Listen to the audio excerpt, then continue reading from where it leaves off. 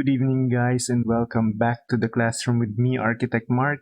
And today, this evening, what we're gonna do is we're gonna have a little bit of a recap uh, from the very first time that we did this up to now. We've gone through entities, operations, annotations, toggles.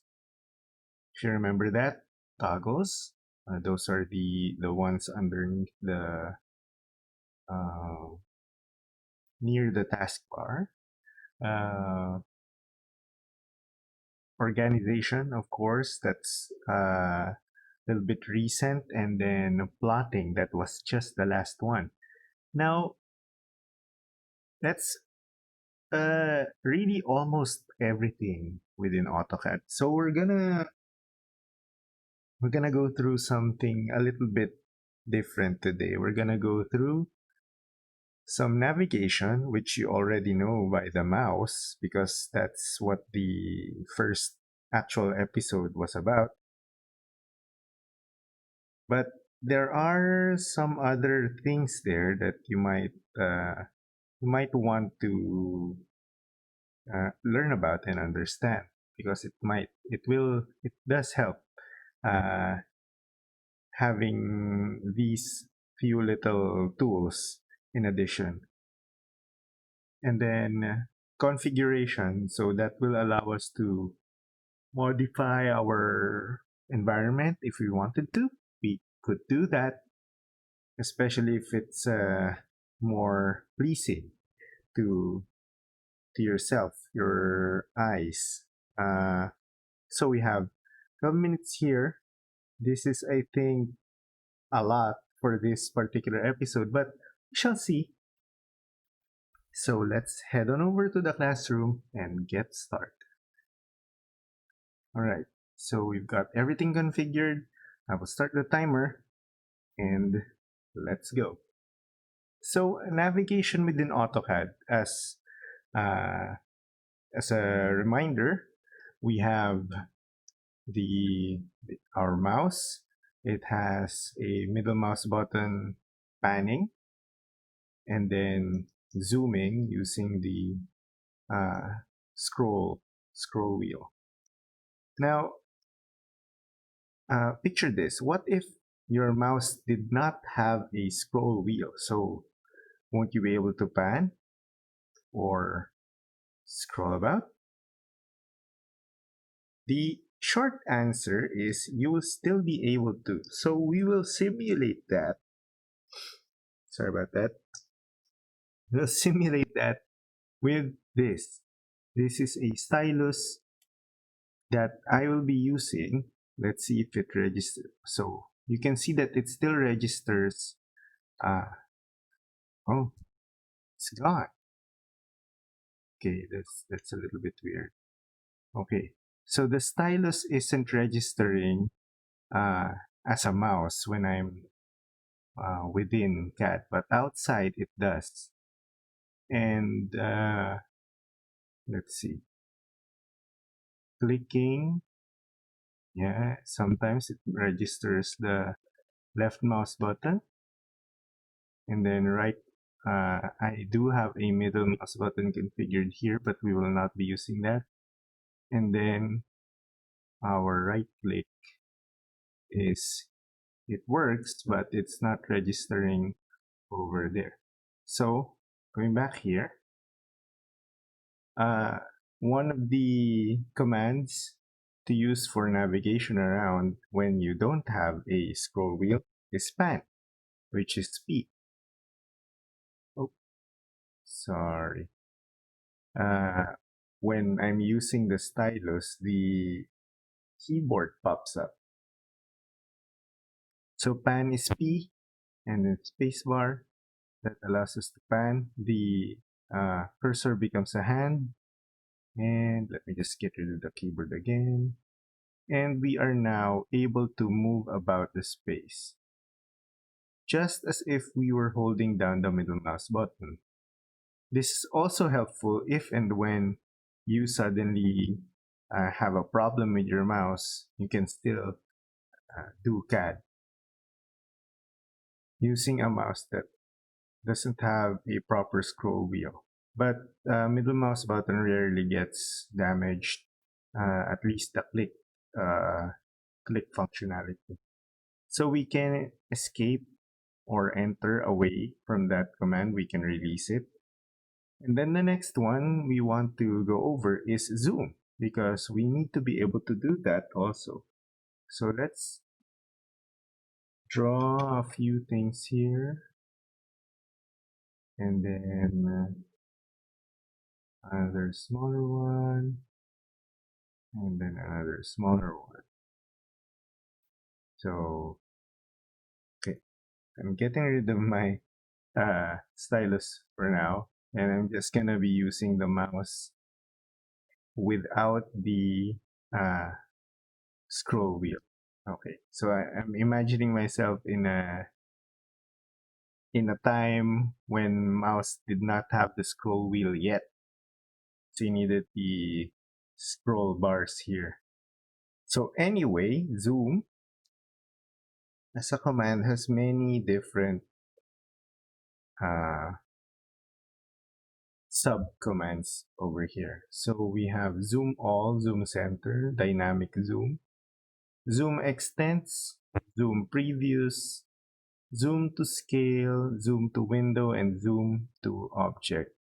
And right now we are in real-time zoom, which is basically when you commit to a real-time zoom, you hold down the mouse and then go down for zoom out and then up for zoom in. So this is the real-time zoom. Okay, and then when you want to move it around, you go to pan back again. One of the most common ones that you will be using is the zoom to window, but you don't really need to click on that. You just need to identify the window on the screen.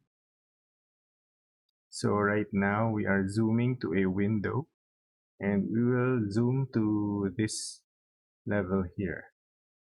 And so there we go. We're zoomed into that.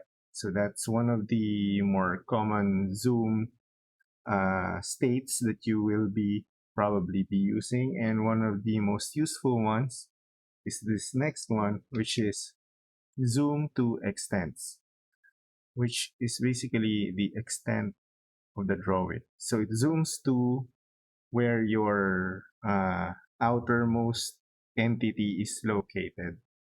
So when you're hard pressed to find something on the screen and it's not within your immediate view, you can just zoom extents by going Z space E space, and then it will show us the entirety of the drawing. Shows us basically the lowest X and Y point and the highest one. Yeah. So apart from that, we also have regenerate display. Now, this is useful for cases where there's a lot of geometry that can't really be displayed properly, like circles or, oh, I'm sorry, I used the middle mouse button, like the circle or a spline. Let's create a spline over here. Okay, so as you can see, these things are actually, uh, while they look curved to us, it's not really a curve but a series of lines. Same with this, but it uses interpolation, so it's able to show us a smooth uh, entity right here. And over time, if your drawing is large and there's a lot of these floating around, the computer will need to degrade it needs to degrade some of the items. So let's go in and check out if it will degrade from this point on. Actually, you can already see the jaggedness over there, but maybe we'll see it more going out. So it's still pretty curved, but just in case in your computer you see now like jagged edges, there is a command called regenerate, which refreshes basically your view. So just the view.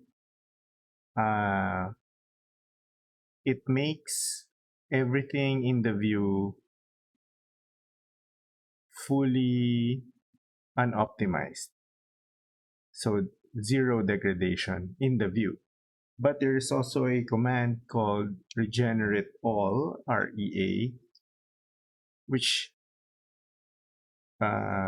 repairs basically the entire model space ready for you to scroll and pan about.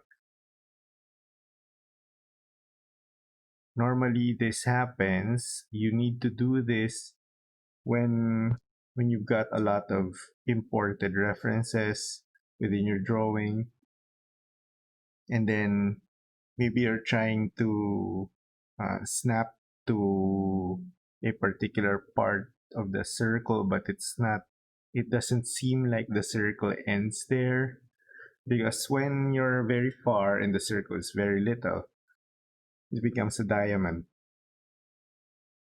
because a circle is only really defined by 4 points in space within CAD at least.